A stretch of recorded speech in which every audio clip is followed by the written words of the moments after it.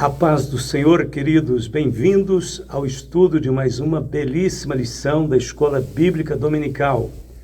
Hoje estudaremos a lição 6, com o seguinte tema: o Filho como Verbo de Deus. O prólogo do Evangelho de João apresenta o Verbo eterno como Deus, Criador e revelador do Pai. João é o único escritor bíblico que emprega o título Verbo para Jesus.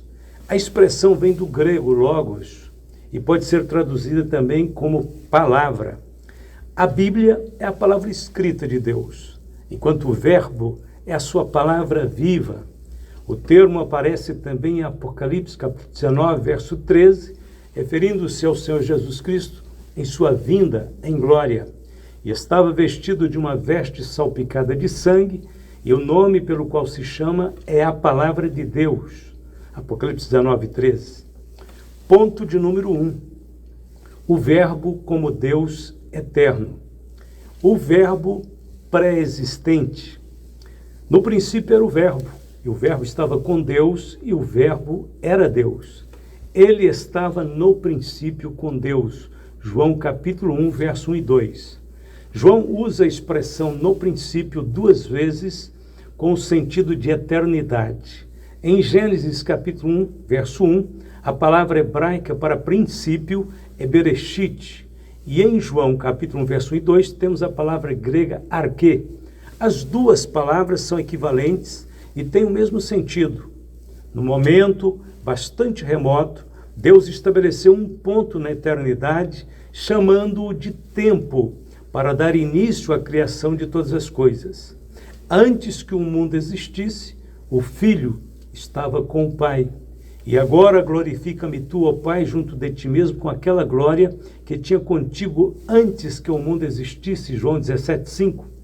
O Verbo como pessoa distinta. João afirma que o Verbo estava com Deus. A expressão grega prostonteon comunica o nível de relacionamento entre o Pai e o Filho, ou seja, face a face, numa comunhão pessoal e eterna. Indica também a clara distinção das pessoas dentro da unidade da Trindade. O Pai, o Filho e o Espírito Santo não são formas sucessivas de aparecimento de uma mesma pessoa, não, mas são pessoas distintas, três pessoas diferentes que coexistem desde a eternidade.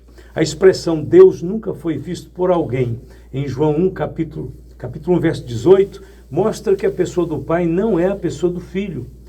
O primeiro nunca foi visto por alguém, o segundo foi visto por todos. A expressão que está no seio do Pai deixa claro que o Filho não é o Pai, e indica que ele permanece eternamente na companhia do Pai, numa comunhão perfeita e contínua. A expressão indica o presente contínuo desta comunhão. Veja o mesmo ensino através de Paulo, que guardes este mandamento sem mácula e repreensão até a aparição de nosso Senhor Jesus Cristo, a qual a seu tempo mostrará o bem-aventurado e único poderoso Senhor, Rei dos reis e Senhor dos senhores. Aquele que tem, ele só, a imortalidade habita na luz inacessível, a quem nenhum dos homens viu nem pode ver, ao qual seja honra e poder sempre eterno. Amém. 1 Timóteo capítulo 6, 14 a 16. De acordo com a Bíblia, o Pai só pode ser visto e conhecido por meio do Filho.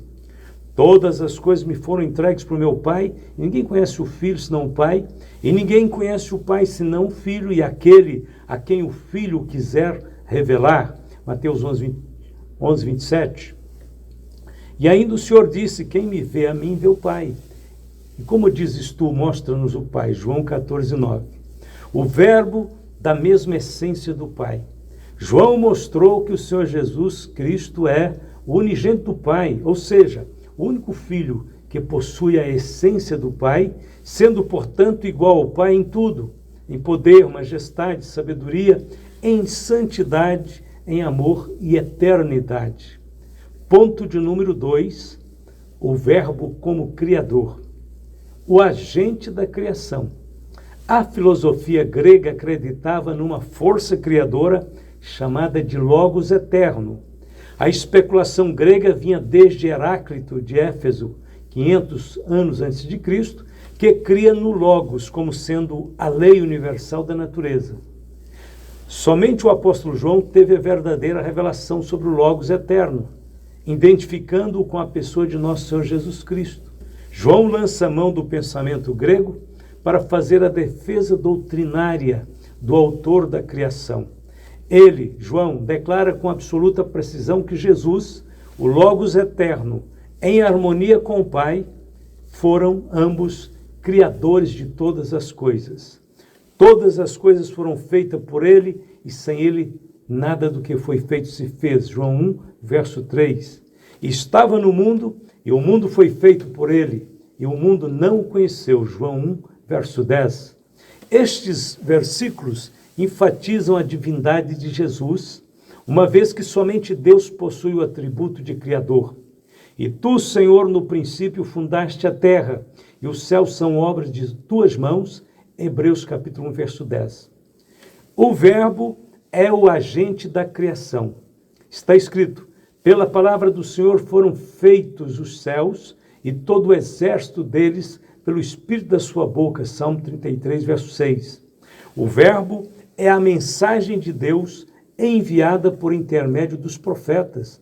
E o Senhor Deus de seus pais lhes enviou a sua palavra pelos seus mensageiros, madrugando e enviando-lhes, porque se compadeceu do seu povo e da sua habitação.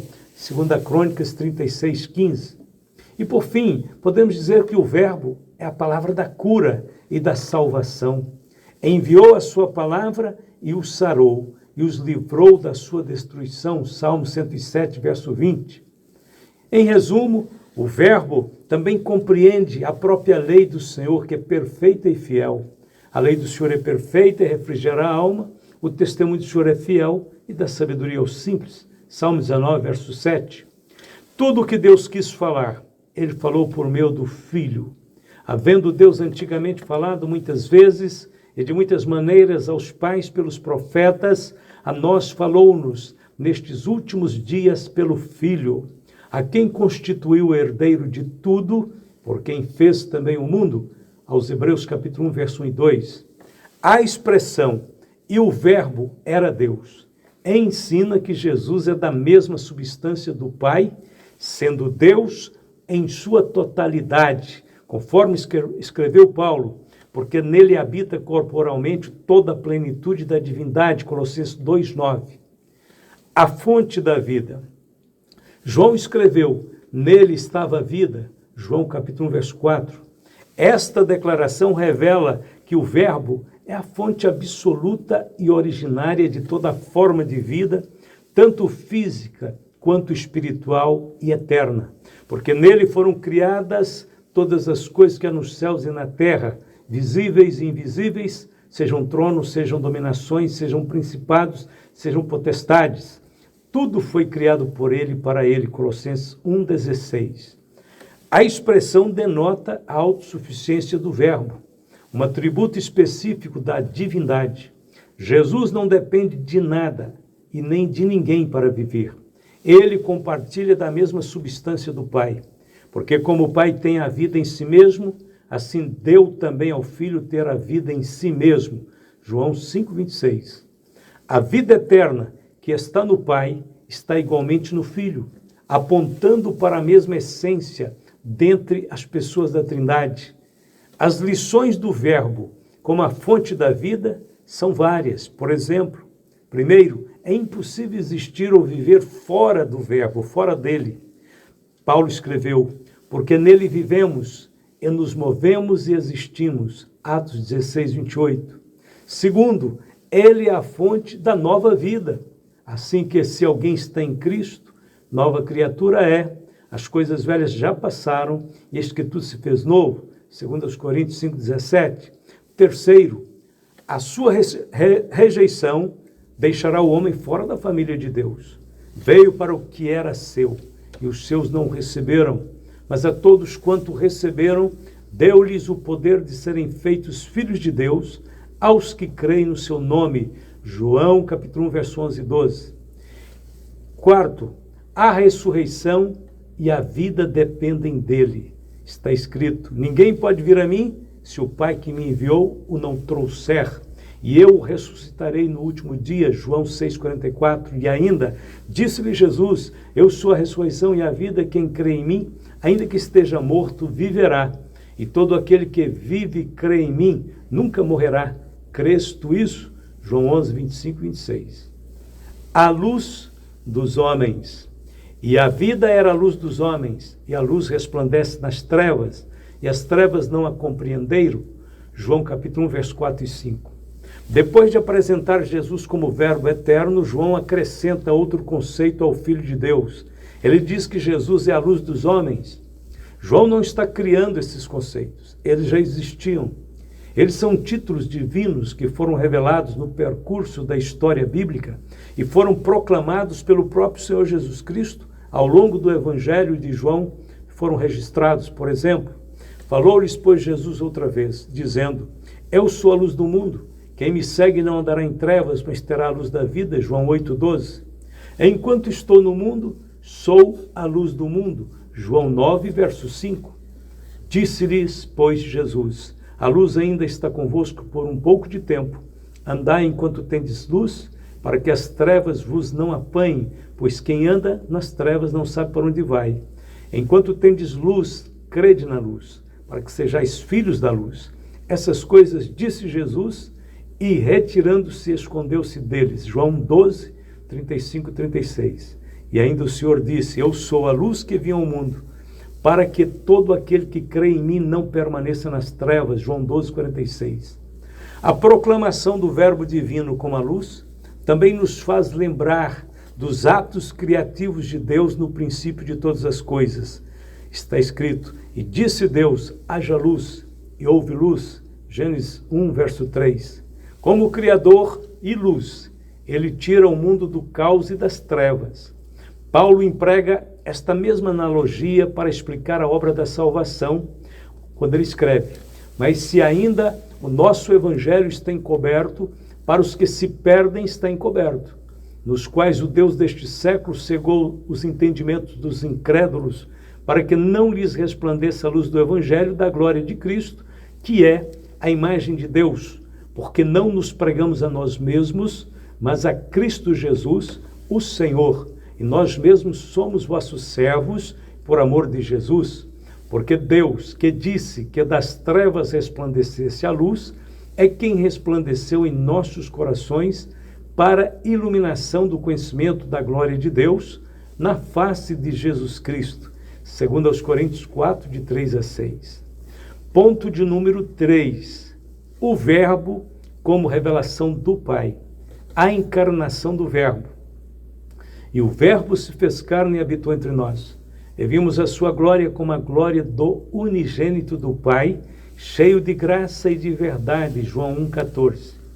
A expressão "e o Verbo se fez carne" traduz o profundo significado do mistério da encarnação. Significa que Deus entrou na história e na experiência humana, vindo participar de todas as nossas fraquezas e debilidades, menos do pecado, para ser o nosso Salvador. Cristo teria que se identificar totalmente conosco, em nossa natureza humana, a fim de que, eventualmente, pudéssemos conhecê-lo em sua natureza divina. Ele tomou sobre si a natureza humana, debilitada como está pelo pecado, embora nunca houvesse cometido pecado. Não obstante, em sua humanidade, ele teve de abordar os mesmos problemas e fraquezas que nos afligem.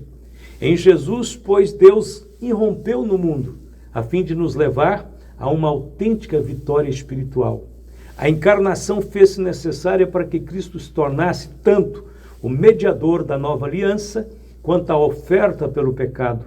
Essas duas qualificações eram fundamentais na realização do plano da salvação e foram plenamente satisfeitas pela encarnação de nosso Senhor Jesus Cristo. A plenitude da graça e da verdade. E o Verbo se fez carne e habitou entre nós. João 1,14. A expressão "e habitou entre nós", no grego, indica que o Verbo armou seu tabernáculo, ou tenda entre nós, lembrando do tempo em que o Deus eterno habitava entre os filhos de Israel no tabernáculo de Moisés, no deserto. A expressão "e vimos a sua glória", como a glória do unigênito do Pai, remete ao conceito da Shekinah, a presença gloriosa de Deus entre o povo. A habitação de Deus no tabernáculo trouxe a glória para o meio do povo e deu a eles a segurança e a direção em todas as suas jornadas pelo deserto.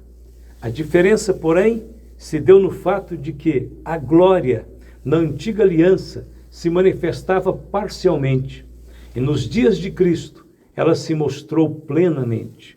O apóstolo João declara que a encarnação do Verbo trouxe uma glória ainda maior. Aqueles que se achavam destituídos da glória de Deus puderam ser justificados gratuitamente pela sua graça, pela redenção que há em Cristo Jesus. Romanos 3, 24. Cristo encarnou a própria graça salvadora e a verdade eterna. Ele não apenas ensina a verdade, mas ele é a própria verdade. Ele não apenas oferece a graça, mas ele é a própria plenitude da graça. E todos nós recebemos também da sua plenitude, com graça sobre graça, porque a lei foi dada por Moisés, a graça e a verdade vieram por Jesus Cristo. João capítulo 1, versos 16 e 17. Porque a graça de Deus se é manifestado, trazendo salvação a todos os homens. Tito, capítulo 2, verso 11. O revelador do Deus invisível. No último versículo de seu prólogo, João afirma: Deus nunca foi visto por alguém. O Filho unigênito que está no seio do Pai, este o fez conhecer. João 18. O Deus invisível e inacessível foi revelado de forma plena pelo Verbo encarnado. Conforme o escritor aos Hebreus diz, Jesus Cristo era a expressão visível do Deus invisível, como lemos, o qual, sendo o resplendor da sua glória e a expressa imagem da sua pessoa, e sustentando todas as coisas pela palavra do seu poder, havendo feito por si mesmo a purificação dos nossos pecados, assentou-se à destra da majestade nas alturas. Aos Hebreus capítulo 1, verso 3. Vamos para a conclusão desta lição.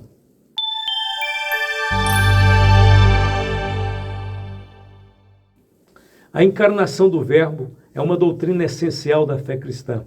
Todo cristão deve reconhecer que esta doutrina deve ser crida e defendida e ensinada para evitar as heresias que negam as duas naturezas de Cristo, a natureza divina e a natureza humana, justapostas numa única pessoa, e que nega a sua igualdade de essência com o Pai. A encarnação do Verbo reafirma que Cristo é a ressurreição e a vida. Ele é o doador da vida eterna.